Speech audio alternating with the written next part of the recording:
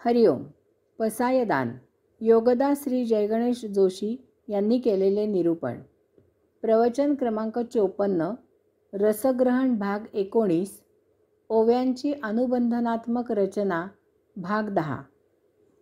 अशा प्रकारे 7व्या ओवीपर्यंत मागणे मागून मानवाची झेप मुक्तीपर्यंत पोहोचल्यावर माऊलींची मागणी वास्तवात पूर्ण व्हायला पाहिजे होती. परंतु तरीही माऊली एक शेवटचे विशेष असे मागणे मागतात. आणि ग्रंथोपजीविये विशेषी लोकी इये दृष्टादृष्ट विजये होआ वेजी. माऊली ग्रंथांना विशेष, खास, अनन्यसाधारण महत्त्व देत आहेत. वेद सांगितले गेले म्हणून त्या ग्रंथांमधून आज ते वैश्विक महान तत्त्वज्ञान आपल्याला माहीत झाले. याचप्रमाणे उपनिषदे, योग वसिष्ठ, भगवद्गीता, भगवान आद्य श्री शंकराचार्यांचे वाङ्मय, विविध सूत्रे आणि आणखी असे अगणित वाङ्मय आज या ग्रंथांमुळे उपलब्ध आहे. गुरुवाणी आपल्या कल्याणाकरिता बोलते, परंतु शब्द हा आकाशाचा गुण आहे. यामुळे या महान गुरूंचे ते वैश्विक मोलाचे शब्द आकाशात विरून जातात. त्याचा परिणाम समोरील छात्रांवर काही काळ टिकतो. हे छात्र कालौघात मृत होतात. त्याबरोबर त्यांना सांगितलेल्या त्या गुरुवाणीचा परिणामही नष्ट होतो. असे परम वैश्विक ज्ञान कालौघात किती विनाश पावले याची खिचगंटी नाही. परंतु असे ज्ञान जेव्हा ग्रंथरूपाने जतन केले जाते तेव्हा ते पिढ्यानपिढ्या पुढील पिढीला उपयुक्त होते. नाहीतर जंगलात मयूर नृत्य होते, त्याची कोणीही दखलही घेत नाही. अशा या ग्रंथांचा अभ्यास करून त्या पिढीमधील ज्ञानी या ज्ञानाचा उपयोग करून तरुण पिढी ज्ञानसंपन्न करते. पूर्वापार ऋषी मुनी यांचा मान राजे राखत असत. कधी स्वतः वनात जाऊन राजा ऋषीमुनींचा राज्यकारभारासाठी सल्ला घेत असे, तर कधी ऋषीमुनी राजदरबारी हजर होत असत.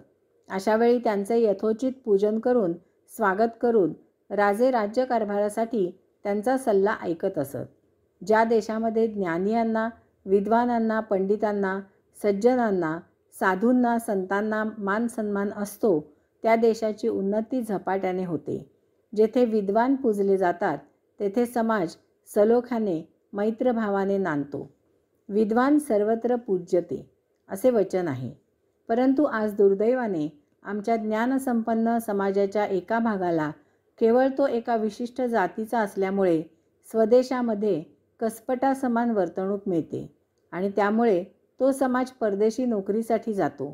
तेथे भारतीयांची कदर केली जाते, कारण भारतीय बुद्धीने कुशाग्र, मेहनतीचे पहाड फोडणारे आणि सचोटीने काम करणारे आहेत. भारतामधील एका राजकारणी व्यक्तीने नाराजी व्यक्त करून भारतामधील ज्ञान स्वदेशी सन्मानाने वापरले जावे, असे ज्ञानी परदेशी जाऊ नयेत यासाठी उपाय करावा असे सुचवले होते. परंतु जातीयवाद उकरून याचा दुसऱ्या राजकारणी व्यक्तीने फार जहाल भाषेत समाचार घेतला. मध्यंतरी अमेरिकेत भारतीय लोकांना हुसकावून लावा असा नारा दिला जात होता. त्याबरोबरच युरोपमधून सर्व देशांनी जाहीर केले की असे भारतीय जितके असतील त्या सर्वांनी आमच्याकडे यावे. अल्पावधीतच अमेरिकेत हा नारा मागे घेतला गेला. ज्या राज्यामध्ये ज्ञानियाचा मान राखला जात नाही, विद्वानांची कदर केली जात नाही, ज्ञानाला गौणत्व, दुय्यम महत्त्व दिले जाते, त्या राज्याचे अधःपतन होणार हे निश्चित समजावे.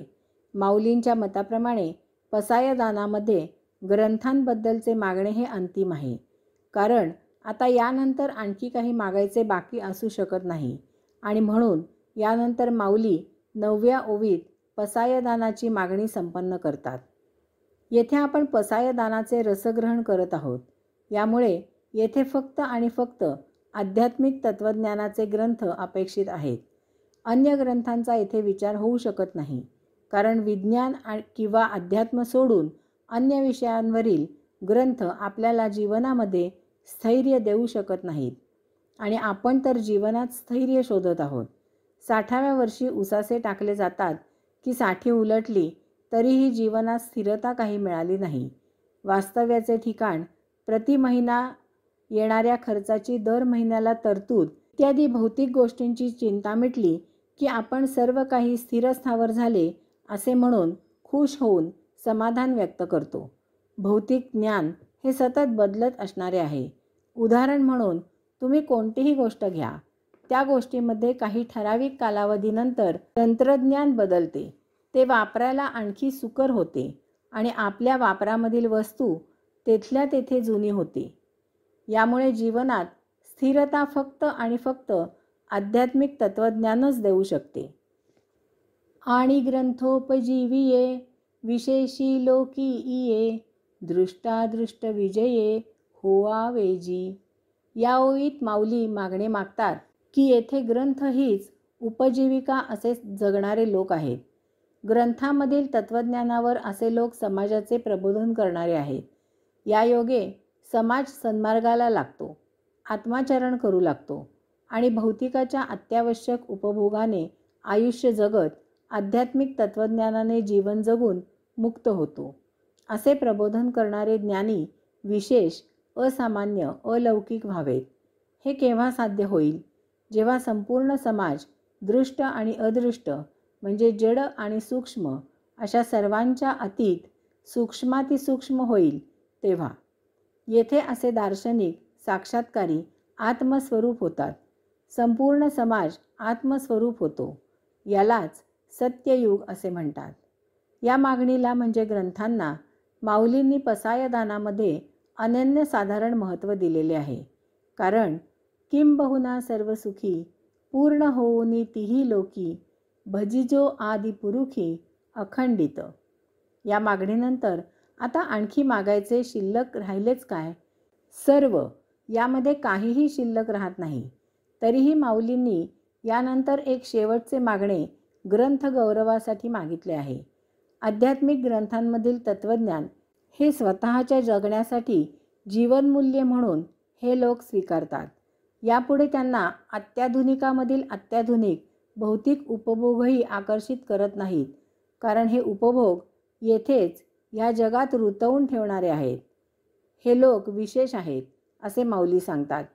कारण असे लोक समाजाला सन्मार्गाची दिशा देतात. ते आदर्श समाजाचे दिशादर्शक असतात. समाज केव्हा बदलतो? जेव्हा असे ज्ञानी त्यांच्या जीवनाची दिशा बदलतात तेव्हा. समाज अशा ज्ञानियांच्या मागे जातो. जगात आत्मपरब्रह्म सोडल्यास कोणतीही गोष्ट स्थिर नाही. जग सतत क्षणाक्षणाला बदलत आहे आणि म्हणून अशा अस्थिर जगामध्ये समाज भलतीकडे फरफटत जाऊ नये म्हणून असे ज्ञानी वेळोवेळी त्या बदलत्या काळामध्ये समाजाला योग्य दिशा देतात आणि त्याप्रमाणे समाज प्रवाहित होतो. असे ज्ञानी समाजरूपी डोहीचे सुकाणू आहेत.